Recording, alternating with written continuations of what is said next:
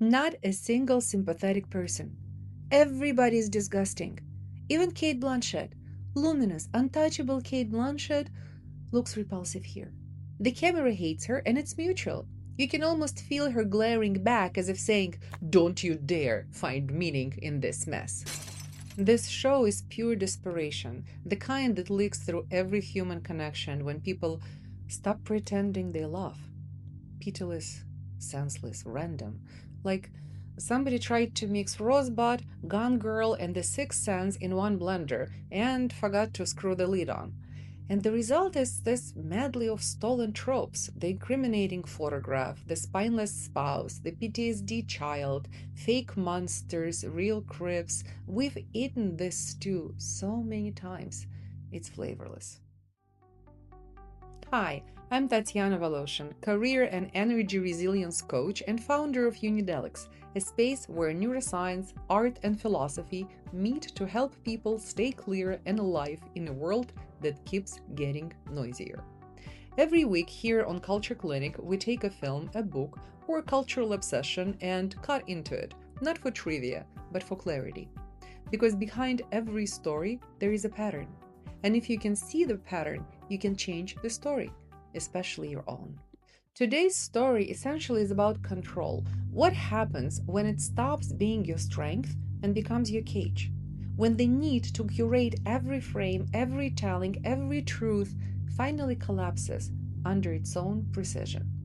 Which brings us to Alfonso Cuarón, the master of control himself.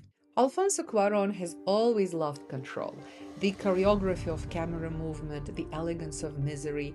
In Roma, that control could be called transcendent. In Disclaimer, it's suffocating. This Apple TV series, based on Renee Knight's novel, is written and directed entirely by Cuarón. It stars Cate Blanchett as Catherine Ravencroft, a celebrity journalist who makes a career exposing other people's secrets until someone exposes hers. The setup should be electric, a woman who profits from truth forced to face her own. But Cuarón turns it into a slow, 7-hour funeral for emotion itself. Sacha Baron Cohen, surprisingly restrained, plays her husband Robert, a man so beige he makes dishwasher look sexy. You cannot tell whether he's hiding something or just hiding from her.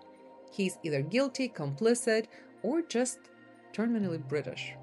And that's the trick Cuarón plays. Everyone looks guilty even when they're not doing anything. Especially when they're not doing anything. Then there is Kevin Kline, pale, spectral, like a forgotten Dickens character that suddenly wandered into the set.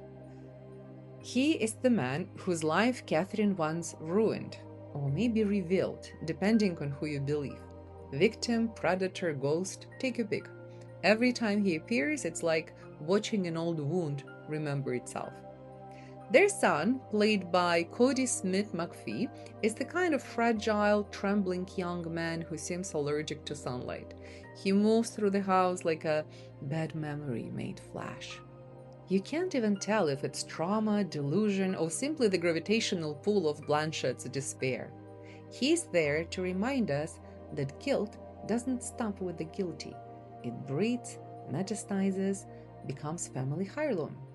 And at the center of it all, Blanchett, Catherine Ravencroft, famous journalist, the kind who ruins lives for a living.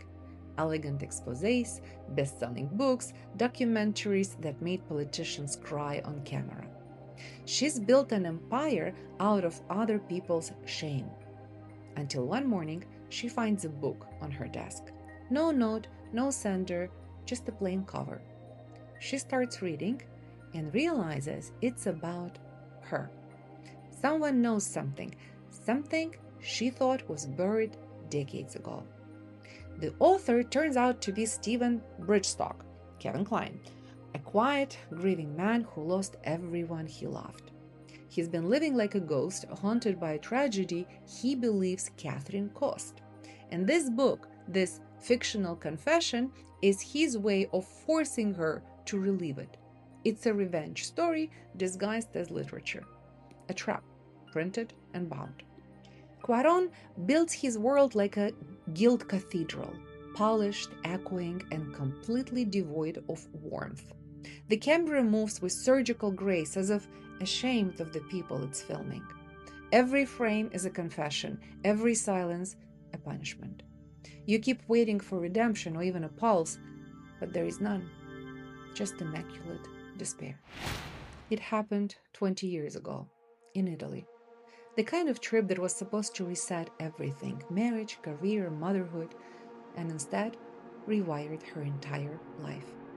Catherine was there with her husband and their little boy, staying in a rented villa where time moved like syrup. The sun was too bright, the days too long, and everything seemed slightly unreal, as if filmed through glass. That's where she meets Jonathan. 17, maybe 18, tall, quiet, with a camera that never leaves his hands. He watches her the way a lonely boy watches a movie he doesn't quite understand but can't stop replaying. He starts taking pictures of her, first casually, then obsessively.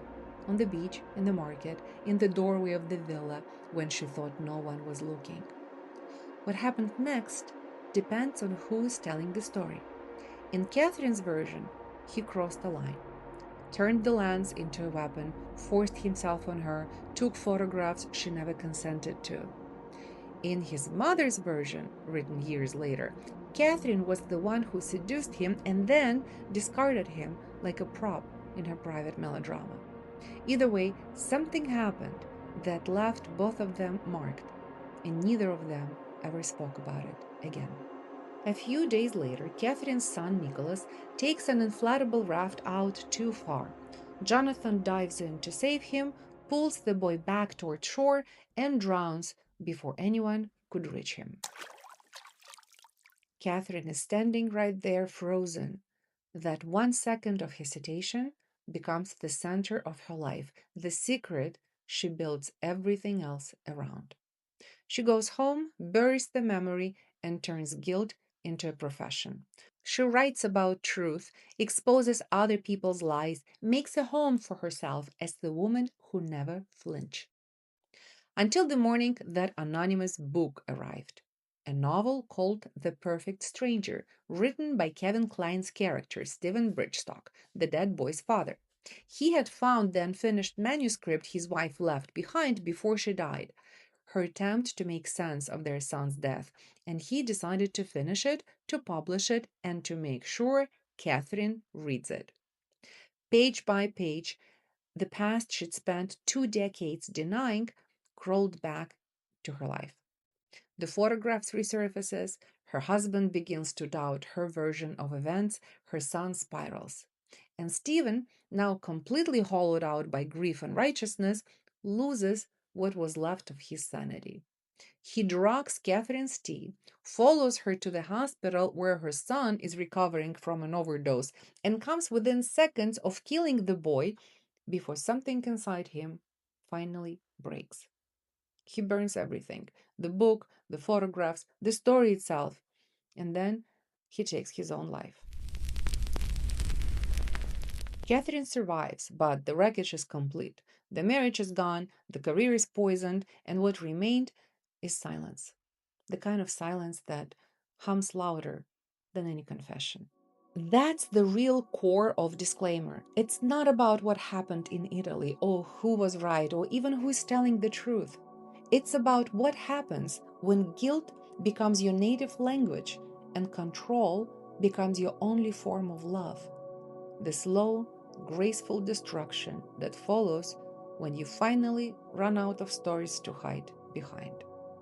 On the surface, Disclaimer plays that old game: who did the terrible thing? Was it her, him, the child, the universe? By the time the truth arrives, smeared in slow motion and moral ambiguity, you no longer care who's guilty. Everyone is. What makes this series so unsettling isn't what Cuarón filmed, it's what he accidentally exposed. He set out to tell a story about guilt and control, but what came out is a portrait of moral vertigo. Nobody here knows what's right anymore. Not the journalist, not the father, not the son, not the audience. Everyone's rewriting their own truth, convinced they're the victim of someone else's version. And that's the real disease of our time.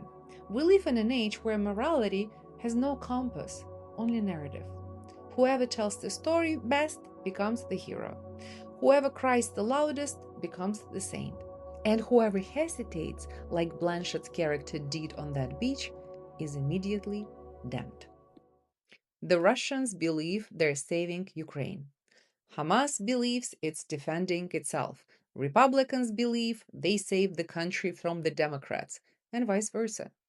Each side films its own documentary. Each edits out the part where they stopped being human. It's not politics, it's theology without gods. Cuarón's world is just that, a cathedral without faith. Everyone's confessing, but no one is forgiving. And that's where the real horror is, not in the drowning, but in the silence that follows when everybody's too busy defending their story to hear anyone else's. Now, if we zoom out, this confusion isn't just global, it's corporate, it's personal. The same thing happens inside every company, every career, every leadership team. No one knows what's moral anymore, only what is safe. The brave are cancelled, the cautious are promoted, and mediocrity gets mistaken for balance. You don't need to be a war criminal to feel this. Just work in a big enough organization where the loudest victim sets the tone. The career lesson here is brutal but clear. If you want to survive this new moral fog, you can't choose approval. You have to choose clarity. Clarity is the new heroism. Because when truth becomes a popularity contest, the only rebellion left is precision. That's what Catherine Ravencroft loses and what most professionals are losing too. She stops verifying, starts defending. She trades rigor for righteousness. And that's how every empire, whether media, government, or personal brand, collapses. Not through failure, but through confusion. I once worked with an artist, a painter, late 30s, finally starting to get recognition after years of invisible work. Her style was moody, layered, a little surreal. And then one day, the galleries started asking for something with a message. Climate anxiety, identity, justice, whatever was trending that month. She tried to adopt. Every new collection was like a hostage negotiation with the algorithm. What will please them this time? She painted protest scenes, gender fluid angels, melting glaciers. Each show was praised, reposted, dissected. And each time, she felt emptier. Then, during one interview, she made an offhand comment. She said she missed when art didn't have to prove its moral correctness. Within 24 hours, she was the problem. The same curators who'd used her as their conscience suddenly dropped her. That's the modern Catherine Ravencroft, not punished for lying, but for telling the truth a second too soon. When we started working together, she kept asking me, what's safe to paint now? And I told her, wrong question. The real one is, what is true for you, even if it's not safe? 6 months later, she opened a small private show in her own studio. Just canvases, no statements. No hashtags, no apologies. It sold out in a weekend. Because clarity has its own audience. It may be smaller, but it's real. And that's where power lives now. So maybe that's the real lesson of disclaimer and of the moment we're living in. Everybody wants to be seen as righteous, but no one wants to do the lonely work of clarity. Once we start editing for safety instead of truth, our life turns into PR. The world right now runs on confession and outrage. We're building brands out of wounds. But leadership, creativity, even sanity, they all start where the noise ends. Not when you prove you're right, not when you defend your innocence, but when you stop negotiating with the mob and start listening for the quiet fact underneath it all. What's mine to say and what's not. Because the truth isn't always moral, but it's always clarifying. And clarity, not virtue, is what keeps you alive out there. If you're listening to this and you feel that pull, that sense you've been performing instead of leading, start there.